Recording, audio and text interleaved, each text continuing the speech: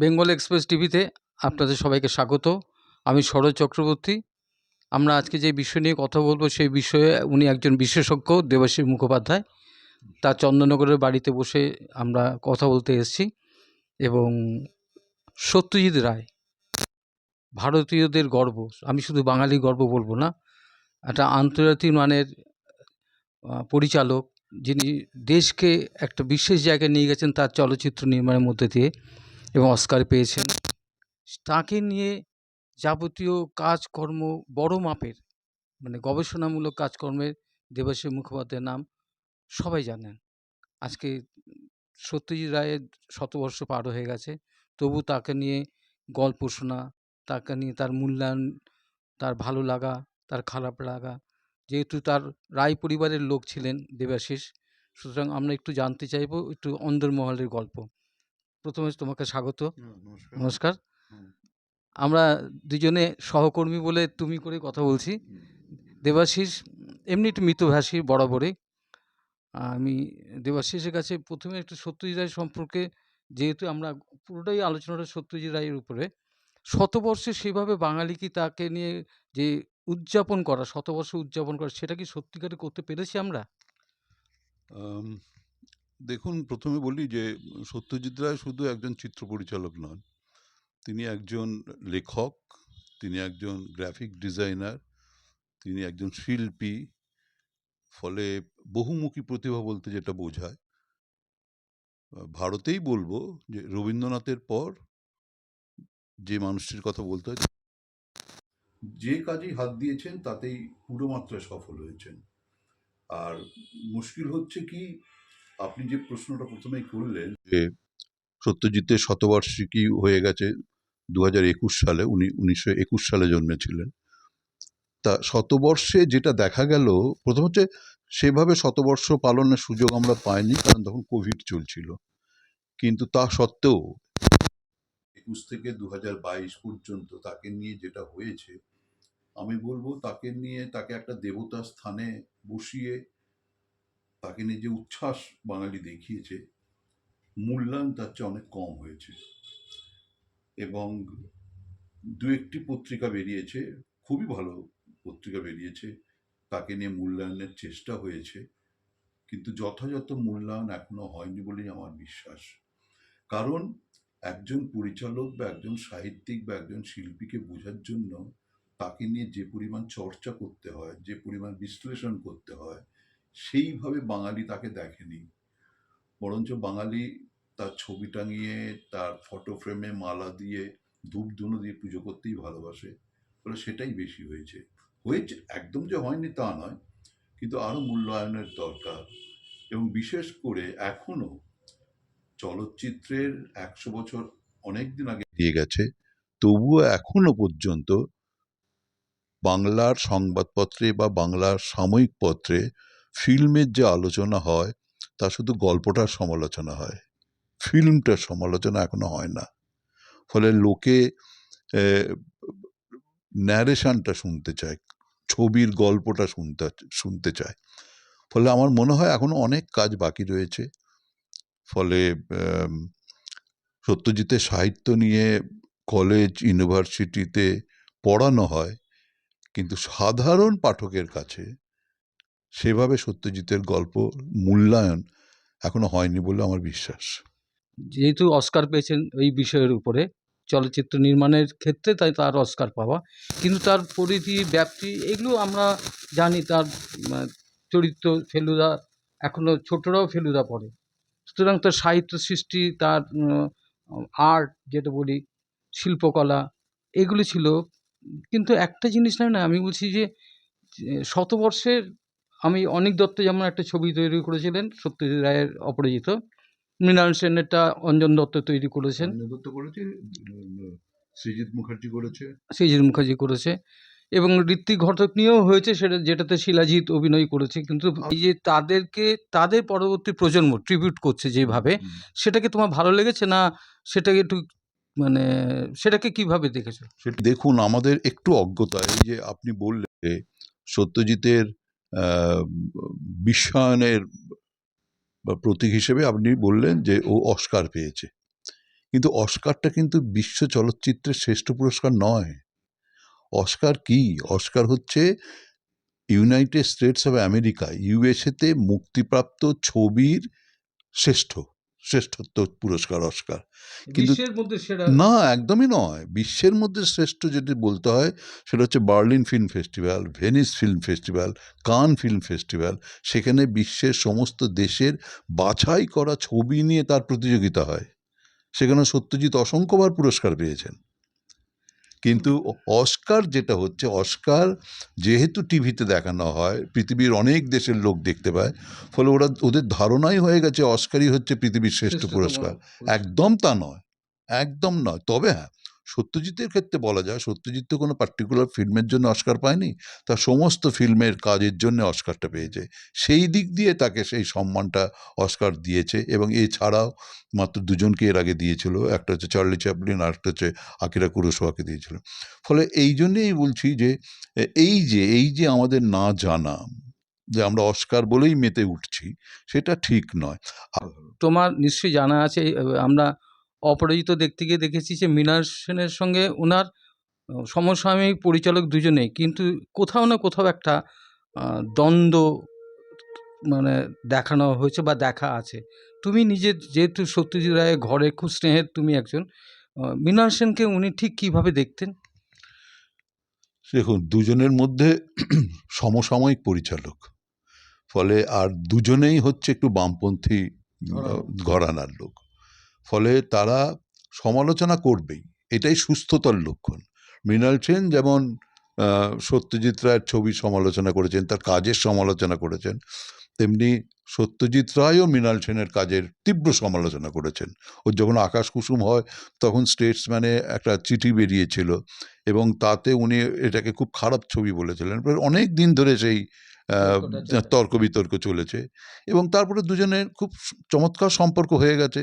এবং মৃণাল সেন কেন, তার চাইতে বেশি তো ঋত্বিক ঘটকের সঙ্গেও তো লোকে একটা বলে যে ওর সঙ্গে কিন্তু কেউ কাউকে পছন্দ করতেন না। সম্পূর্ণ ভিন্ন কথা, সম্পূর্ণ মিথ্যে কথা।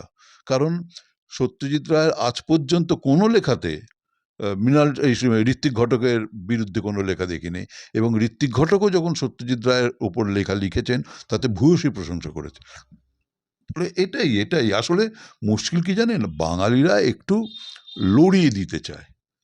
যেমন উত্তম কুমার সৌমিত্রের মধ্যে ওদের নিজেদের মধ্যে কখনো কোনো ঝগড়া হয়নি, কিন্তু বাঙালি এখন উত্তম ঘরানা সৌমিত্র ঘরানা নিয়ে এখনো লড়াই চলে। আসলে বাঙালি একটু মোহনবাগান ইস্ট বেঙ্গল চায় আর কি। না ঠিক আছে, তুমি মোহনবাগান ইস্ট বেঙ্গলের লড়াইটাকে তুমি ভালোভাবে নিচ্ছ না, বোঝা গেল। না, নিচ্ছি বই কি, হ্যাঁ এটা খেলা, এটা নিচ্ছি ভীষণভাবে না, আমি নিচ্ছি। সেই ক্ষেত্রে বলছি না, যে সত্যজিৎ রায়ের ক্ষেত্রে বাঙালি তো ভীষণ আবেগপ্রবণ ভীষণ।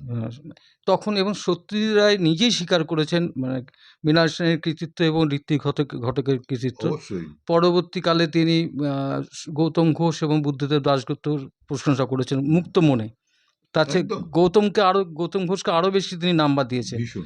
এমনি বম্বের মধ্যে চেতন, তারপরে তোমার শ্যাম বেনেগল, তারপরে কে আব্বাস, তারপরে ওই আমাদের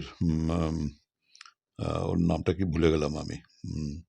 উনি বেশ কয়েকটা আর্টিকেল লিখেছেন ওই নতুন পরিচালকদের নিয়ে, এবং বিশেষ করে গৌতম ঘোষ, উৎপলেন্দু চৌধুরী, অপর্ণা সেন, এরা তো সাহায্য পেয়েছেন ছবি করতে গিয়ে, যখনই আটকেছে চিত্রনাট্য লিখতে গিয়ে বা অন্য কোনো কারণে। সত্যজিৎ ভীষণভাবে সাহায্য করেছেন। আসলে মুশকিলটা হচ্ছে সত্যজিৎ তো সেরম নয় যে খুব আউটস্পোকেন, তা তো নয়, বলে ওনার কাছে যে এসছে সে যে দিক দিয়েই হোক প্রত্যেককে উনি ভীষণভাবে সাহায্য করেছেন, এবং আচ্ছা কেউ স্বীকার করেছে, কেউ করেনি। না, আমি বলছি সত্যজিৎ রায় শুরুটা তো পরিচালক হবেন কখনো ভাবেননি। তিনি একটা বিজ্ঞাপন জগতের কাজ করতেন, সেই থেকে একটা ছবি তৈরির ভাবনা, এবং উনি তখনও পরিচালক হিসেবে না, উনি তখন স্ক্রিপ্ট রাইটার হিসেবে সে অন্য একজন তার বন্ধুর স্থানে একজন ছবিটা বানাবেন বলে মোটামুটি সেরকম প্রস্তুতিতে আলটিমেটলি গল্পটা তোমার থেকে শুনি। হ্যাঁ, আসলে সত্যজিৎ এমন একটা ঘরানা থেকে মানুষ হয়েছেন, তারা সবাই ছিল ইউরোপীয় ঘরানার মানুষ। কারণ তারা হলিউড ফিল্ম দেখতো, ইংরেজি উপন্যাস পড়তো, ওয়েস্টার্ন মিউজিক শুনতেন, ইত্যাদি ইত্যাদি। শান্তিনিকেতনে যাওয়ার পর সত্যজিৎ পুরো বদলে গেলেন। উনি বুঝতে শিখলেন যে ভারতীয় সংস্কৃতি ভারতীয় শিল্প বলতে কি বোঝায়, বলে পুরো চেঞ্জ হয়ে গেলেন। এবং চিরকালই উনি চেয়েছিলেন যে একজন বিজ্ঞাপন শিল্পী মানে কমার্শিয়াল আর্টিস্ট হবেন, এবং সেই অনুযায়ী উনি প্রথমে তার চাকরিও তাই ডিজে কিমারে একজন আর্টিস্ট হিসেবেই, বিজ্ঞাপন শিল্পী হিসেবেই উনি কাজ করতে শুরু করেন। আসলে ওর জীবনের যেটা লক্ষ্য ছিল সেটা হচ্ছে, উনি তো মামার বাড়িতে বড় হয়েছেন, কারণ ওদের যে পারিবারিক ব্যবসা সেটা দেউলিয়া হয়ে গেছিল, ফলে তার গুডউইল, তার বাড়ি, সমস্ত কিছু নিলামে বিক্রি করে দিয়ে আসতে হয়। ওরা ছিল একটা একান্নবর্তী পরিবার, মানে উপেন্দ্র কিশোরের ভাই, তারপরে সুকুমার রায়ের ভাই, এরা সবাই একসঙ্গে থাকতো। কিন্তু যেই ওই বাড়িটা বিক্রি হয়ে গেল, তখন ওরা সব ছত্রাকার হয়ে গেল। এবং সুপ্রভা রায় তার 2.5 বছরের সন্তান সত্যজিৎ রায়কে নিয়ে ওর দাদার বাড়িতে এসে ওঠে, ভাইয়ের বাড়িতে এসে ওঠে। ফলে ওইখানেই ওর সত্যজিৎ যত বড় হয়েছে, ওইখান থেকেই সেই 2.5 বছর থেকে চাকরি পাওয়া পর্যন্ত ওর ওই মামার বাড়িতে মানুষ। ওরা তা সত্যজিৎ প্রথম থেকে চেয়েছিলেন যে আমি চাকরি করে মাকে নিয়ে আলাদা থাকবো। চিরকাল ছোটবেলা থেকে, স্কুল লাইফ থেকে ফিল্মটা ওর ভালোবাসার জায়গা। 1 বছরে 40টা ছবি দেখছেন, 36টা ছবি দেখছেন, স্কুলের ছাত্র। তো বুঝতে পারছেন যে মানে মানে 2 সপ্তাহে অন্তত 2-3টে করে ছবি দেখছেন, এত সেই সময়। আমি যেটা বলছি 35, 36, 37 সালে। বলে ছবিটাও ভালোবাসতো। এবং কিন্তু ওর সত্যজিৎ রায়ের প্রথম যে উদ্দেশ্যটা ছিল সেটা হচ্ছে ভারতীয় ভালো চলচ্চিত্র দর্শক তৈরি করা। সেই কারণেই কিন্তু ফিল্ম সোসাইটি তৈরি করেছিলেন। সেই কারণে উনি ফিল্মের রিভিউ লিখতেন, ফিল্মের ওপরে প্রবন্ধ লিখতেন, এবং সেই সব প্রবন্ধের বিষয় কি, what's wrong with Indian film, national style of the film, এই হচ্ছে তার প্রবন্ধের বিষয়। ফলে ভারতীয় ছবি বলতে কি বোঝায় ইত্যাদি ইত্যাদি এইগুলো। ফলে এই করতে করতে তারপর বিভিন্ন কারণে, মানে এখানে রেনোয়া আসে শুটিং করতে, যখন লোকেশন দেখতে আসে তখন ওর সঙ্গে আলাপ হয়, রেনোয়ার সঙ্গে লোকেশন দেখতে যায়, রেনোয়ার সঙ্গে কথাবার্তা বলে। রেনোয়া খুব অবাক হয়ে গেছিল যে এরম একটি ছেলে এরম কলকাতায় থাকে, সে বিশ্ব চলচ্চিত্র নিয়ে এত কিছু জানে।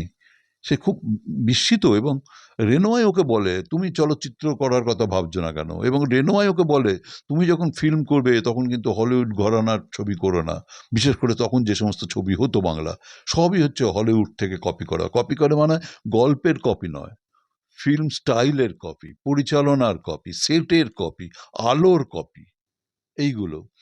তা তখন থেকেই ওর মাথায় ঢোকে যে আমি ফিল্ম করতে চাই, কিন্তু ফিল্মের একটা প্রস্তুতি লাগে। এবং সবচেয়ে ইন্টারেস্টিং যেটা, সেটা হচ্ছে যে সত্যজিৎ তখন কিন্তু গল্প লিখেছে, তখন প্রবন্ধ লিখেছে, অসাধারণ ছবি আঁকতে পারে, এবং বিজ্ঞাপনে একটা দিগন্ত এনে দেয় উনি।